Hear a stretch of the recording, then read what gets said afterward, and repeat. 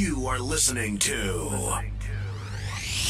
the Lanterns Radio Network, where Americans come together to illuminate the truth. Turn it up loud and proud until the knob breaks off. Lanterns, illuminating the truth.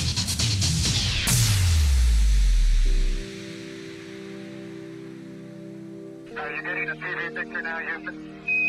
Neil, yes, we are getting a TV picture. You're in our field of view now. Okay, ready for me to come out? All set. Okay, I'm on the top step. It's a very simple matter to hop down from one step to the next. You've got 3 more steps and then a long one. Okay, I'm going to leave that 1 foot up there and both hands down about the 4th rung up.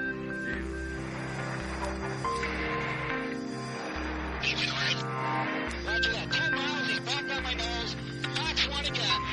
And we say to our nation tonight, we say to our government, we even say to our FBI, we will not be harassed.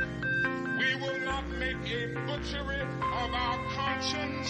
We will not be intimidated, and we will be heard. 6 miles, 6 miles. Tally 2, turning into me. Roger that. 12 miles. 4 miles. Taking right. Roger that. Good throw. I got the other one. Slick Fox 2. Slick Fox 2. Coming hard.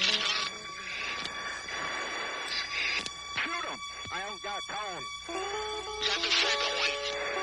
I got the second one on the nose right now. Hey, I'm high cover on you. Get a Fox. Get it. Lock him up. Lock him up.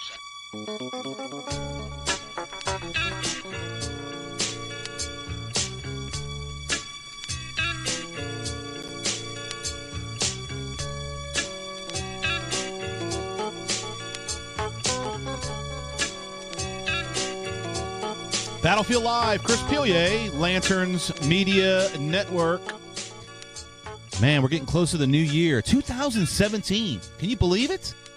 I mean, it just seems like yesterday that it was 2016 coming right into the new year, and hopes and aspirations of a new leadership in the country, or at least a new set of representatives. We've got some different things going on and some challenges before us. And it's time to reflect. You know, look, first of all, let me let y'all know that today was a freaking crappy day for me. Got in a wreck. You know, God bless us for not getting hurt. Nobody was really injured that I know of, and the pile-up, if you will. Car is going to need some extensive work, but my wife and I are healthy, happy to be healthy, so we're just going to move along. And so, terrible time to do it. Look, 2016's been rough for some luck, let me tell you. Who was it that just died? George, what's his name? Oh, man, my brain is not working today. George Michael. George Michael just died. Pretty popular artist of my day, 80s, 90s. Fantastic singer. Incredible.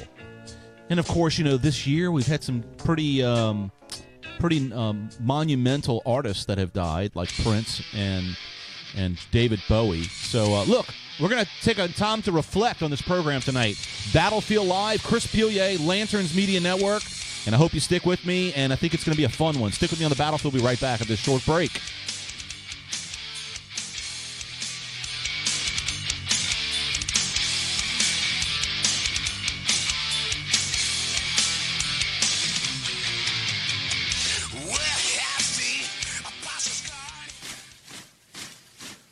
We're here to fix the machine.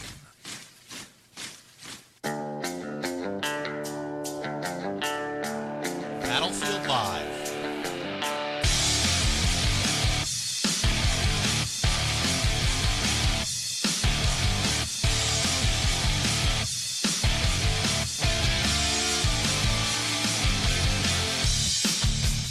You're listening to the Battlefield Live with Chris Pilier from Lanterns Media Network, the Battlefield Live radio program. I want to thank you for joining me on the Battlefield tonight. And It's going to be a nice, fun, relaxed show tonight. Not a whole lot going on in the news.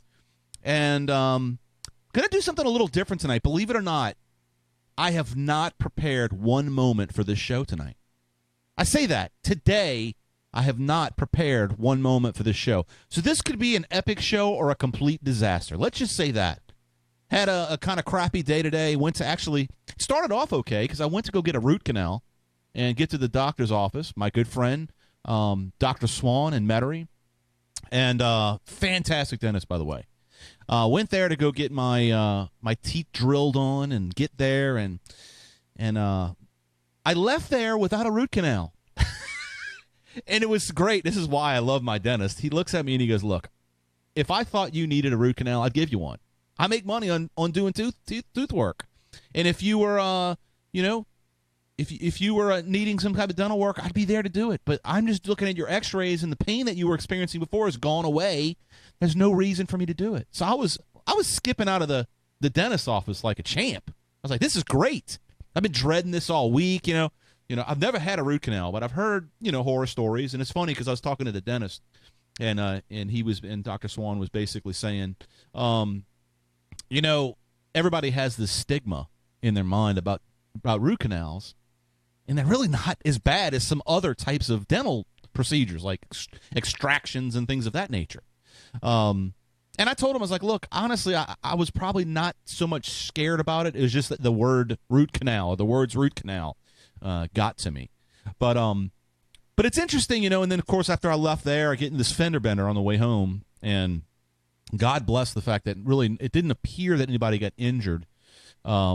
And it's just one of those type of things that just happens out of nowhere, and you think everything's going great. And, and look, it was a time for introspection. I'm standing on the side of the road, and I'm kind of just looking at my vehicle and all the money we put into every month paying for this vehicle. Nice vehicle. My wife's been driving around this thing for a while, and just you get this introspection, about what is important in life, right? So the reason why I wanted to do this show tonight, it's called "Who Am I?" That's what I've figured that the best way to describe what I wanted to talk about tonight. Who am I? And the reason why I wanted to talk about this is because it seems to me that lately there's been this common thread of conversations that I've been having with a lot of different individuals, some within the Lanterns organization as well as some without. In my family, you go to Christmas and you hear the stories about people that are maybe struggling or doing very well in their life. And, so we have this moment at this time of the year to truly look at ourselves in the mirror and ask ourselves the question, who am I?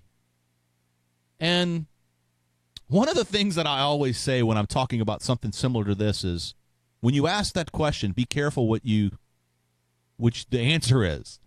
Because in most cases, we could ask this question over and over and over again and never really get we feel like we get the right answer. And I want to kind of focus on something, I guess, in a way that if you've listened to this program before, I get into the philosophy, I get into psychology in some cases, which I'm not a big fan of psychology, but I do discuss it because I think there's some relevance there. A lot of people would probably look at me kind of crazy when I say that I believe that psychology and sociology are pseudosciences. Not as bad as, say, astrology or something to that effect, but pretty damn close. And the fact of the matter is, I do believe that we're all individuals. So if we're all individuals, well, how can you apply some grand, overarching, scientific, sociological, mindset on everybody? I do believe there's some relevance. Hell, I've even read Freud and believe that Freud had some interesting perspectives, right? But I also know that when we're talking about, these introspective times where we look in the mirror and try to figure out who we are, where we are, we're always measuring ourselves up to whatever we may be. And I always say, be careful what you ask for. Be careful of that question when you say, who am I? And I'm going to kind of fold this back into some things, and I think that it's an interesting topic to discuss because this is something that we can all relate to. Every single one of you that are listening to me right now have asked that question. And at this time of the year, we ask that question more than most. And there's a lot of people that get very depressed this time of year. And one of the reasons why is because they reflect in the past year, and in some cases they believe like they're not the person who they really wanted to be at this point in their life. And so this brings about some very interesting kind of offshoots of where we can go with this. And one of the reasons why I didn't want to prepare for the show is because I wanted to let this naturally kind of progress, right? And one of the things that I wanted to do is I wanted to get you all to follow me on Facebook and ask any questions in regard to what I'm speaking about, and if you know, and I'll answer any questions that I possibly can that are relative to this. So let's look at it like this. Where does this question come from?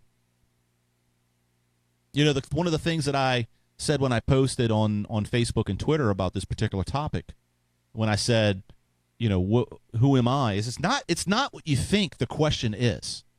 It's, you know, some people may look at it and they say, well, Chris is going to talk about himself. Well, look, it's probably not going to be a very enjoyable show. I'm a pretty boring person other than the fact that I have a radio show. It's the most exciting part of my life. So if you want to see anything exciting about Chris Pilier, it's probably you're watching it right now or listening to it. So that's about as good as it gets. Other than that, I have a pretty benign life. You know, I'm a programmer during the day. I have a beautiful wife. I have a great kid. And, you know, played golf this week. You know, that's about as good as I used to be an artist, which is something I'll talk about here in a few minutes. So the question I'm asking is really, where does the question come from? Who am I? And the reason why I think we need to be careful about asking that question is because I don't think that the question should be, who am I? It should be something to the effect of, what am I to do? Or what have I done? Right? I've always was asked that question when I was a kid. My mother and father said, what have you done? Right? And usually it was in some context of something bad that I'd done. Right? But the question is, what have you done? If you can look back over the past year, are you happy about what you've done? Not who you are, but what you've done. And I think that is the question we need to be asking at this time of the year. And that is where we need to look in the future about where we're going. Are you happy about what you've done in this past year? I can honestly look back at all the hard work that I've done this past year, and I'm pretty happy. I could have done better. And like we always say, that hindsight is 20/20, right?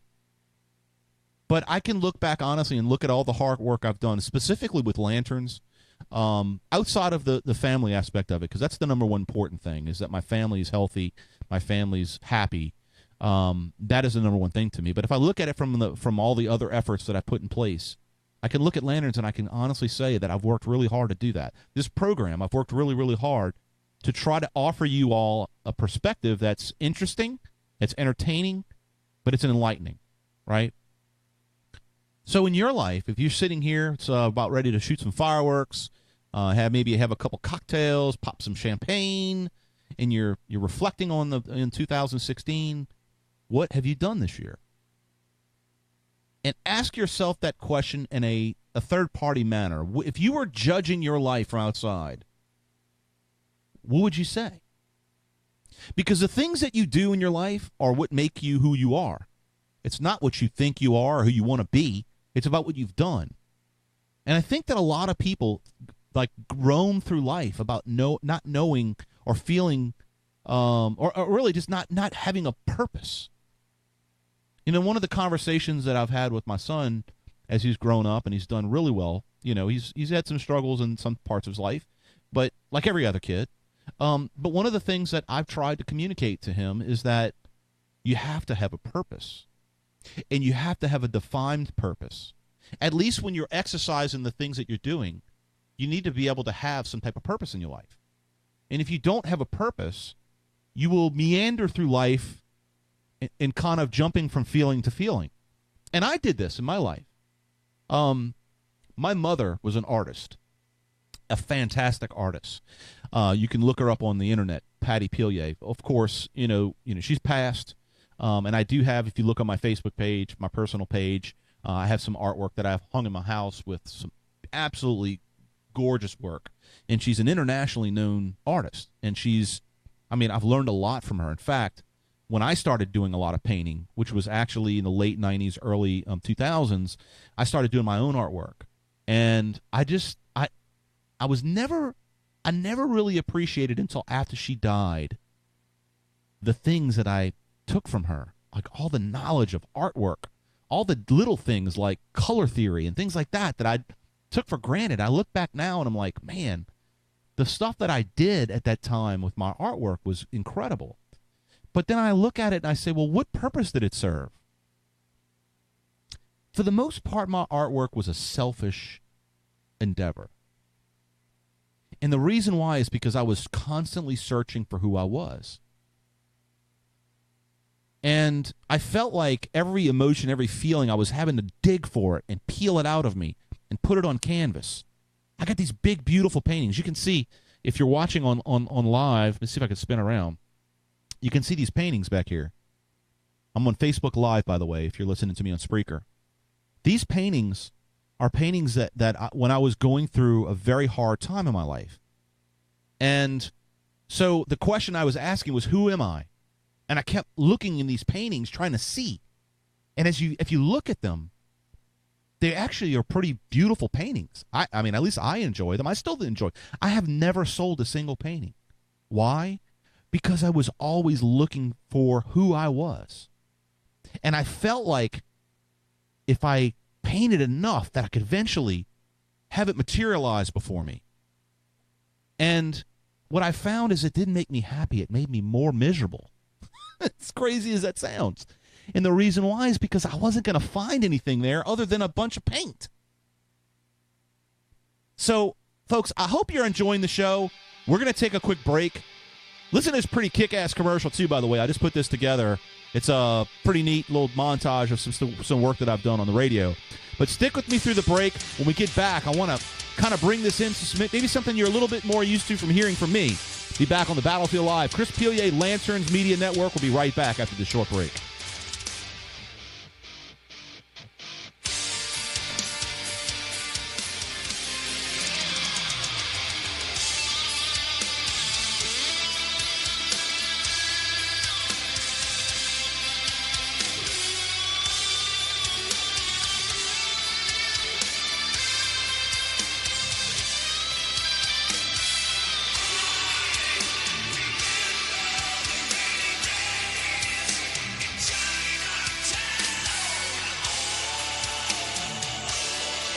Lanterns, illuminating the truth.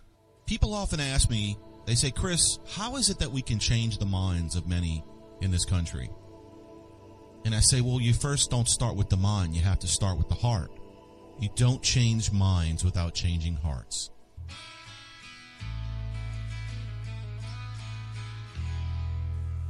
And that's what we're going to do.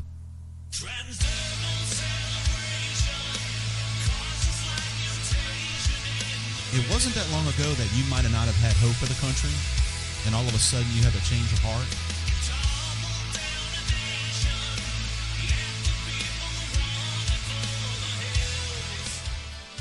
Well, expect that other people right now feel the same way that you used to.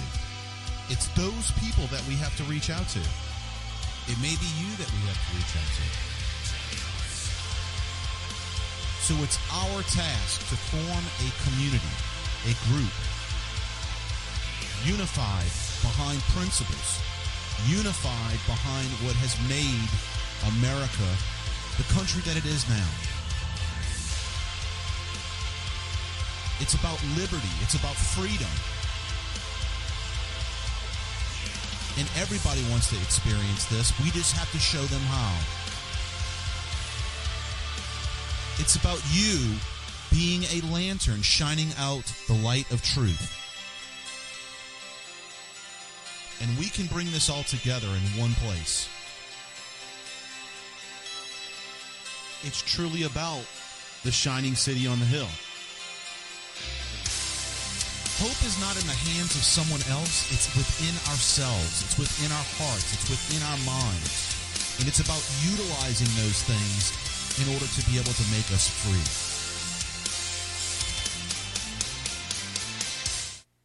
Lanterns, illuminating the truth.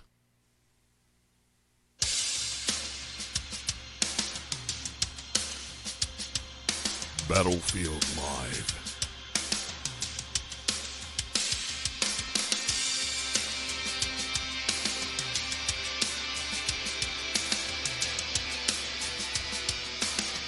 Hello, everyone. Battlefield Live radio program. Chris Pilier. We are on a bunch of different places. If you haven't found us yet, outside of just maybe Spreaker, you can find us right now, Facebook Live, at facebook.com/LanternsBuzz. You can also find us on Twitter. We're trying out the Twitter live feed. It actually runs through Periscope, so you can check us out, Periscope, Twitter. We're going to check it out and see how it goes. I don't find it gets as much traction as the Facebook Live. It's not as interactive and fun. The audio quality, by the way, on Facebook Live is much better because I have some pretty cool software that I use that has allowed me to make the quality a little better. If you want the premium quality sound, you can go to Spreaker.com. We actually mix everything through a bunch of different pieces of equipment that run to Spreaker. It's actually, if you're watching on Facebook Live, I don't know, you can't see it in the current picture that I'm showing you, but we do have a computer here that's dedicated strictly for the stream that goes to Spreaker in order to be able to get the best podcast. And we do podcast all our content on lanterns.buzz, our website, lanterns.buzz, and you will have the full archive there. Not sure I'll have a whole lot of articles to talk about tonight. I usually have 2 or 3 articles or 4 articles, some video, audio, things like that, and I'll usually throw that up on the archives as well. But tonight's a different show. I really wanted to spend some time and reflect on some things of the new year, and I've had some conversations with some individuals this year, and specifically in the last couple weeks, it seems it's like a common theme about identity and what is our identity and who are we. And some people, I look at some of these artists, like for instance, George Michael, and been following him. I wasn't like a huge fan where I'd go to all his shows. In fact, I've never been to a concert of his, but I watched him struggle through his life, and it seemed like he was always looking for an identity. And I think artists specifically, and I'm speaking from experience. I'm an artist, and it's really work that I've done in the past. I don't do as much artwork as I used to. Now most of the work that I do art-wise is whether it's graphic art for the websites that I work in, and really it boils down to purpose. When I'm building a website for someone or I'm doing something, there's a purpose behind it. There's a lot of reasons, actually. I mean, I do it because I do enjoy it. I love it. But it serves more than just that selfish kind of, want to do something that makes me feel good, right? I do it because it helps feed my family. I can take my wife to dinner every now and then to a nice restaurant because we make a little bit of extra money outside of my career. So that serves a big purpose there. I do get to kind of get the creative outlet with the graphic work and things like that. But the whole purpose of this is kind of like this introspection that we always have. We're trying to look and find out who we are, trying to figure out who we are. And a lot of people go through life and meander through life without purpose. And they're always asking this question, and they're expecting something to pop up and make them go, ooh, I like who I am all of a sudden. And it may seem like a strange question, but we've been taught to think this. We've been taught to look from an existential type of way, look at ourselves, and try to define who we are. And it's almost a material type of approach. And when I say material, we're always looking at the way we look. We're always looking at or trying to understand the way we feel. It's all this material stuff. In many cases, I get a little personal here. Like, in talking with my wife, it's always this conversation of, what am I going to wear tonight and this and that. And, a lot of times I'll say, baby, I love the way you look, and it doesn't really matter what you. And she kind of looks at me like, come on, and I know where she's going with that. But the point is that it really truly is, I try my hardest to focus on the essence of things, the soul, what it is, what's at the core and the roots of things that I want to be involved with. And the reason why I've done that, and it's really been something that I've probably done maybe over the last 8-9 years, it's because I know that's what truly makes people happy. Because at the end of the day, our skin starts to get rough and wrinkled. Our hair starts to turn colors and get gray. We get older. We can't move around as much. There is no winning that battle. As much as we try to stay healthy and get on the treadmill, and it's obviously if you don't do any of that, you can have some pretty bad things happen to you. But the fact of the matter is that at some point we're all going to go. There's nobody that's found a cure to death, okay? It's a pretty grim idea to think about. But the fact of the matter is it's about what we've done here. If you could look at some of the great people in history, people like Mother Teresa or Pope John Paul II, or somebody like a Ronald Reagan. If you're a big conservative and you're Ronald Reagan, look at the things that he's done. Look at the things that George Washington had done, or James Madison. These individuals impacted people for hundreds of years, right? I would imagine that Mother Teresa's impact on this world will last several hundred years or more. Look at the impact that Jesus Christ had. Think about that. 2016 years later, there's huge movements around the world with billions of people that are Christians. So it's about purpose. It's about what do we do with our life, right? Who am I? That's the question. But the question alludes to something else. And so I want to shift a little bit here because I want to bring this back into the problem, okay? And what we have to recognize where this question comes from. And I want to get a little philosophical with you, so just stick with me because there's a purpose to this. And look, there's some radio show producers out there that I used to do radio with that would, it was like a drinking game. Every time I said the word German existentialism, they would laugh. And it was because it was something like, all right, how many of you out there have heard of German existentialism, right? And look, quite honestly, I didn't know what the hell it was until I started researching for my book, Deus Ex Machina. When I started researching that book, I had to understand European philosophy and went back all the way to Degas and, really just kind of dug in to European philosophy. And I had to do that because I was trying to figure out where some of these radical ideologies that came into the United States, like Marxism and all this stuff, where did it come from? Well, it came from German existentialism. So what is German existentialism? Real brief explanation of what it is. It's the existence precedes essence. Okay, so existence, materialism. It precedes essence. So essence is created. Now, what's essence? Well, goodness is an essence. Truth is an essence. The soul is reminiscent of an essence, right? It's not something tangible. The soul is not tangible. So if existence preceded the soul, that means the soul is fabricated from material things, right? So individuals are conscious beings. We exist. We know that we exist, right? That do not fit into labels, roles, stereotypes, definitions, and other preconceived categories. Now let me read that one more time, and then I'm going to tie it into politics. It'll be interesting. Individuals are conscious beings. We exist, right? That do not fit into labels, roles, stereotypes, definitions, and other preconceived categories. So if you take it into, say, let's step before we get into politics. If you look at Marxism, it's about destroying classes, right? Class warfare is intended to get rid of a class system because classes are roles in society or stereotypes, definitions. Okay? So the existence, so in order for us to be the best we can be, we have to have introspection. We have to look at ourselves and define ourselves all the time. Do we see this in society? Well, of course we do. We have people that say that I'm black, or I'm Mexican, or I'm Spanish, or I'm Latino, or I'm whatever, right? I'm white. Where does that come from? It comes from German existentialism.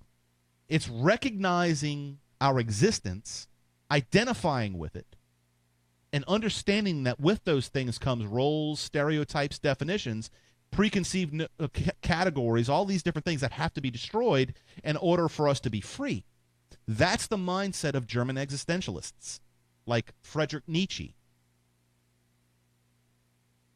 So I got a little deep on you, but I want you to stick with me on this, because this whole notion is what brings about an unhappy society. This whole idea that we have to focus on ourselves. The whole me generation thing and being selfish, the Kim Kardashian world, that is all an offset. It's all an extension, or an expression rather, to German existentialism.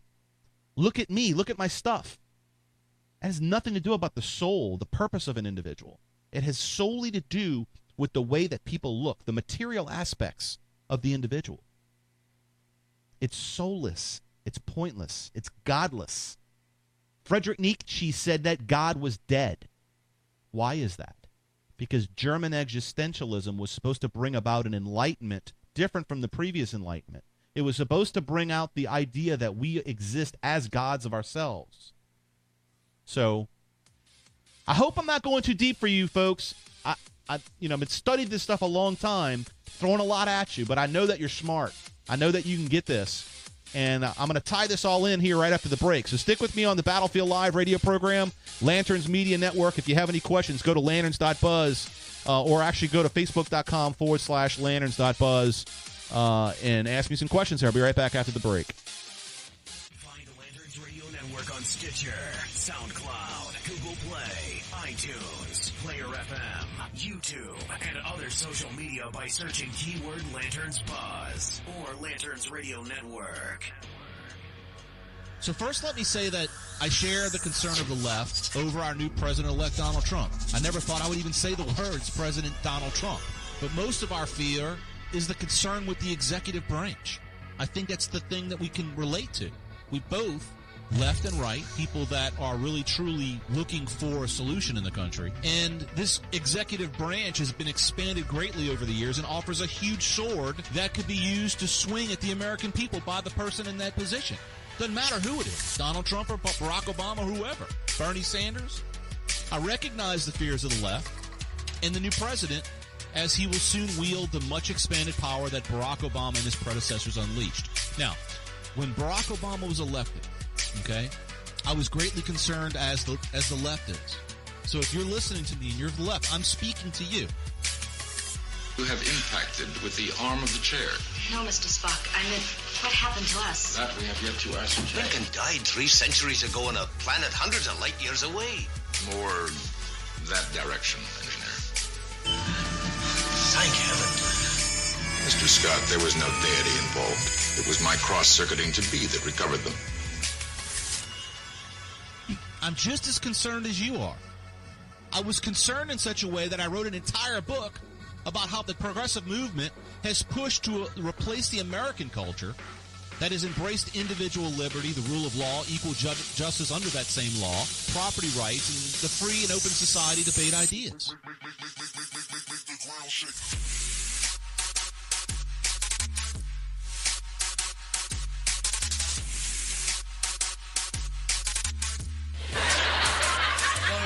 I had a wild neighborhood, I got to tell you, because my mother's Puerto Rican and my father's Negro, and we lived in a real big Jewish tenement building in an Italian neighborhood. Every time I go outside, the kids say, "Get him, he's all of them." My fear was that the nation was being pushed towards a totalitarian socialist state, much like you fear. All the people that are coming out and saying they are fearing Donald Trump because he's a quote-unquote fascist or like Hitler, they're fearing socialism much like I did in 2008. It's a different type of socialism. What I learned in this exercise is that the progressive movement was not solely an extension of operations of the Democratic Party, but rather a part of a dialectical expression within a society in class conflict that offers a similar counterpart. The one that you fear, Mr. and Mrs. Liberal, the alt-right. You walk down the street and you'll see like a group of black dudes walking.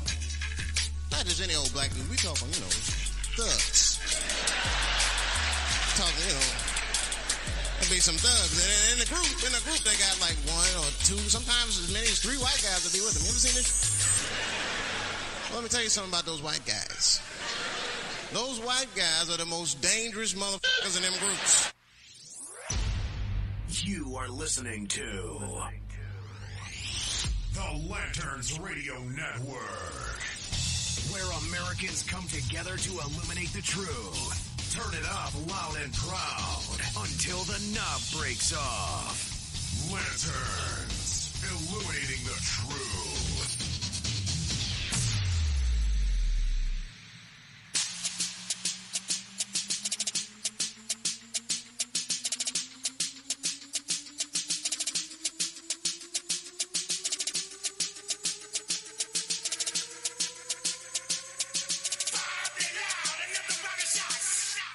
Battlefield Live. Turn down for what? Turn down for what? Thank you for sticking with me on the battlefield, folks. I want to thank Russ and Trevor and Matthew from hanging out with us in the Facebook Live chat room. Trevor from Texas, Houston, Texas.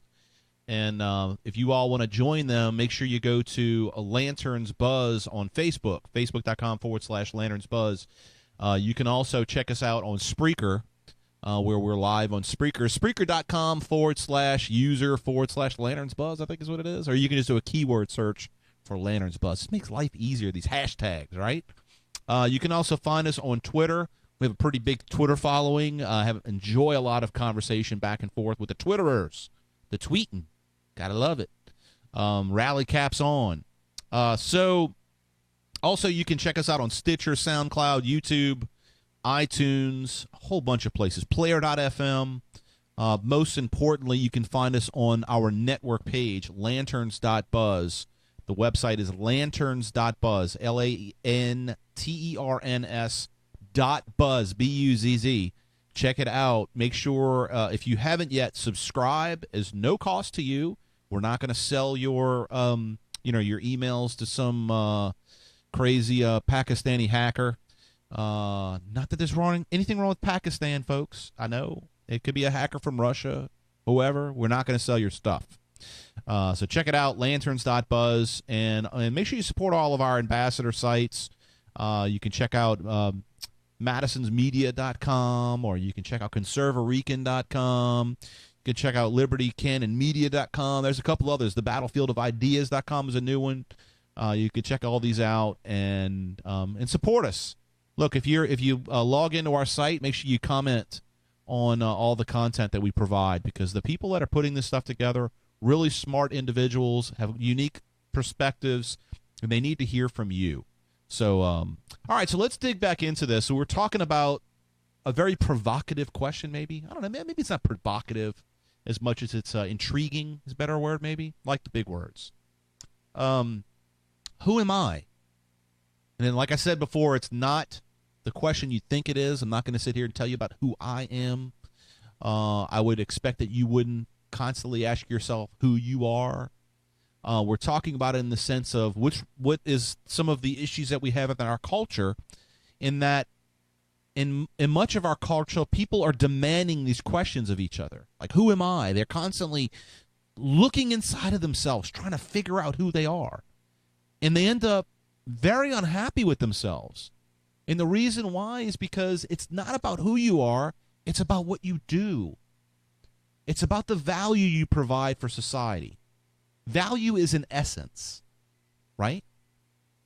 In other words, it's not tangible.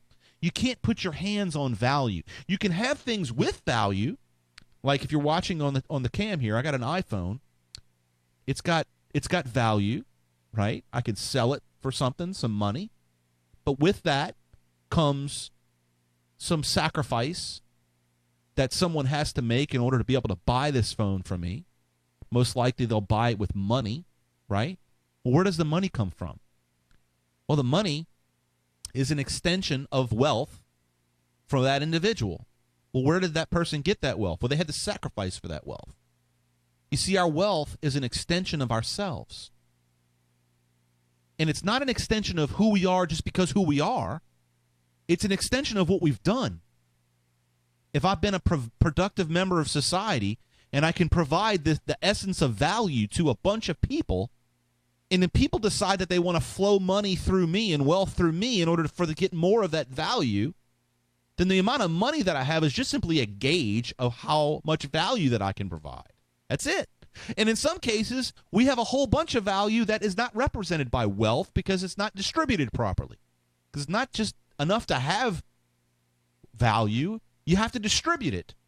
I can have the best radio show in the world, but if I don't have a place to project it, whether it's an internet or a radio station or a tower somewhere in New Orleans or wherever I may be, the point is that the essence of it is where the value is. It's about who you are, but it's not about who you are, but rather what you do. What you do makes you who you are. So when you look in the mirror every day, and this is what I try to do. I struggle. Everybody struggles with this. I don't look necessarily at what I see, but who I want to be and what have I done in order to be able to get to where I want to be. Let's go back to some definitions because I like to define the words that I use. Essence, the intrinsic nature or indispensable quality of something, especially something abstract that determines its character. So if something abstract that determines character, if that's the essence of things, German existentialists, okay, or Marxists, progressives, whatever you want to call them, if you want to put them in a political party, then say Democrats, but I hate to go down that road. Liberalism is built on top of German existentialism. They believe that existence precedes essence. So the existence of something precedes the material, the character of an individual. Let me say that again because I messed that up. The existence, the material aspects of the environment that we are in precedes the essence of the character of who we are. One of the reasons why conservatives struggle with liberals is because liberals don't worry about character. They worry about material things. They worry about the environment that we live in. So when you have liberals that want to go into poor neighborhoods and give poor people money, they believe that if you give them the existence of something, the material aspects of something, that will make them good people and have good character. That's not the way it is.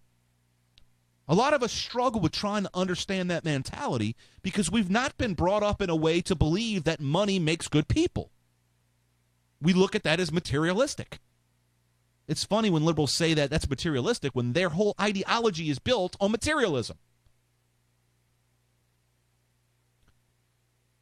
One more time, because this is such an important thing that brings us to the root of the problems in the country, is that liberals, progressives, Marxists, German existentialists, whatever you want to call them, in many cases libertarians. I know libertarians out there, you're probably going, oh my God, he just said libertarians alongside of liberals. It's not the fact that you believe in welfare necessarily, but a lot of libertarians believe in material aspects of things. Not all. Look, there's a lot of people that identify with conservatives or conservatism that also fall in line with this material way of life. That's why I struggle with the idea of what a conservative is, or at least how people define themselves as conservatives. I know what a constitutional conservative is. But if we don't dig into these type of things, we're going to struggle to be able to understand what the right side of something is. Let me explain it one more time. Existence, this is what German existentialists believe. Liberals, progressives, Marxists, whatever you want to call them. Statists. Existence precedes essence.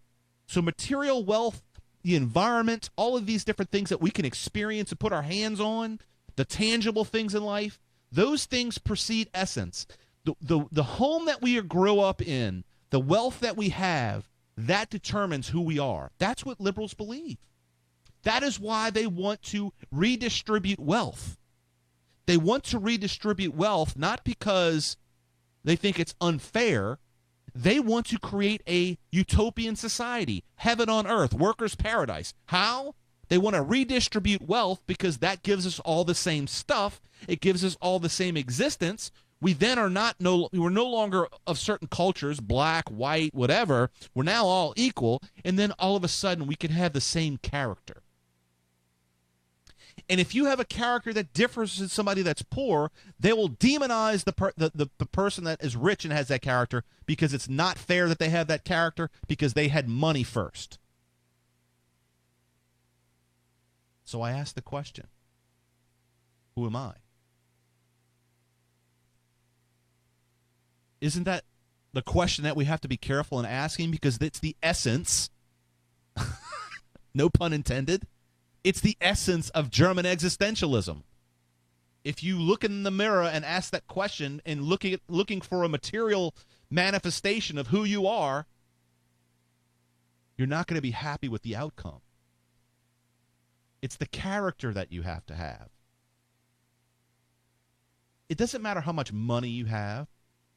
You can be very poor and have incredible integrity and character, and be very rich and be the most miserable bastard in the world. I know a lot of really miserable, disgusting rich people. Know a lot of poor people that are disgusting and terrible people. Doesn't matter. The material parts of what we have do not determine our character. We have to get out of that mindset if we wish to survive amongst our society within Western culture. Here's another aspect of German existentialism. Human beings determine their own meaning in life. How do you determine your own meaning in life? What the hell does that even mean? Our own meaning in life? I would say that we determine our own purpose, and how we pursue that purpose is important. In mentioning that, the Declaration of Independence, the pursuit of happiness. It's not happiness that we're guaranteed. It's the freedom to be able to pursue happiness. Achieving happiness is relative, and having equal things is materialistic. But pursuing something and being able to do it freely is what's really important. That's liberty. Here's another aspect of this Eastern European ideology. Human beings perceive their own truths influenced by their own individual environment. Okay. I could talk for quite a bit on this, but I won't. I'll keep it brief. There's two types of truths. You have absolute truth and you have relative truth. It's very simple. Two things. Absolute truth means that if you drill down far enough, you're going to get to the truth. If you are a God-fearing man or woman, God is absolute. God is all-knowing. God is the absolute truth. He is the light, right? You've heard that before? So God is the absolute. So if you don't believe in the absolute truth, that the truth is attainable, if you believe that we all have our own truths, then how can you believe in that there's a God? You see, the idea of all of us having our own truths, it comes from something outside of the American culture. It comes outside of even the Western European Western culture. It comes even from even broader than that. The biblical worldview is built on absolute truth. That if we dig far enough, that we can find the truth. If you're a Christian or a Jew, there's a book that you look in for the truth. And it's there. It's absolute. And that we, in some cases, can't even perceive it 100% because God is so vast and so beautiful that we can never fully see the truth. And we recognize that and know that we have to continually search for it. And sometimes we go down the wrong rabbit hole in order to find it.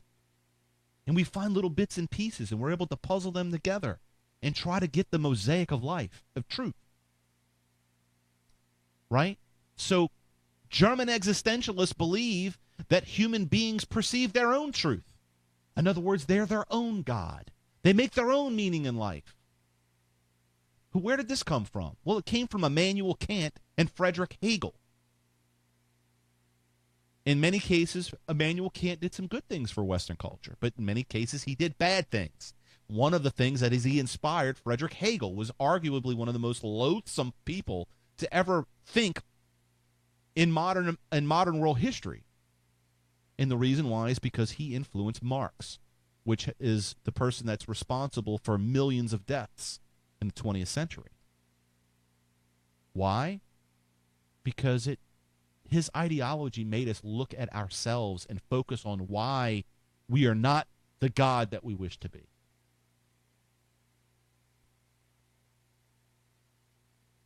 German existentialists, Marxists, progressives, liberals, they believe that meaning is expressed through our own art, language, and individuality. We always talk about being an individual. Does being an individual mean that you dress differently than everybody else? Or being individual means that you stand out differently from everybody else? I mean, how many people that you know, in whether it's in Hollywood or you just in high school, when you were in high school, that there was a guy that always wore a freaking dress to school, and that's probably more common now than it used to be, or wore the funny shirt or the hat backwards or sideways. Yeah, so I can be cool and individual, right? Is that what individuality really means? But see, being individual in the mindset of someone of an Eastern European culture or Eastern culture rather than Western culture is somebody that wants to be their own material being. They want to have an expression that people can recognize as their own. It's something that they've created. If you are a Christian or a Jew, what are we? We're individuals as an expression of God. We were created, right? If that's what you truly believe. I mean, if you believe in Americanism, you know that we were created as individuals, right? But we're an expression of something greater than us. We have been endowed by our Creator with certain unalienable rights. We have been endowed, which means that we have achieved those rights as a gift, as something to protect. They're not ours. They're on loan. We have a responsibility, but also an obligation to protect those rights. So in order to use those rights, in order to express ourselves in art, that's all great and everything. But to focus on art, as I did once, and I love my art. You can see it all around me. But the art didn't make me happy because it was just a manifestation of what was inside of me. It wasn't an expression of what I was supposed to do here on earth. In doing this platform, and it's a creative platform, I learned so much from all the people that I talk to. I try to take what I learn, which I learn much more than I teach, but I also try to inform others about things that I've learned. It's an expression, but it's not an expression of me. These aren't my ideas. The Declaration of Independence didn't come from Chris's pen. The Declaration of Independence didn't come from Thomas Jefferson's pen. It was something that was endowed or I know y'all are, all of you constitutionalists out there, you all said the word already before I could say it. It is a truth that we've all recognized. This is a truth that we are all born with, that we're all individuals and that we were created. These are things that we've realized, not things that we've made up. See, I believe that there's a common thread throughout everything that we have seen through history. And that common thread is truth. And all the things that we've done as human beings to bastardize that have always brought us back to realizing that things were screwed up, right? Because we try to manipulate the truth.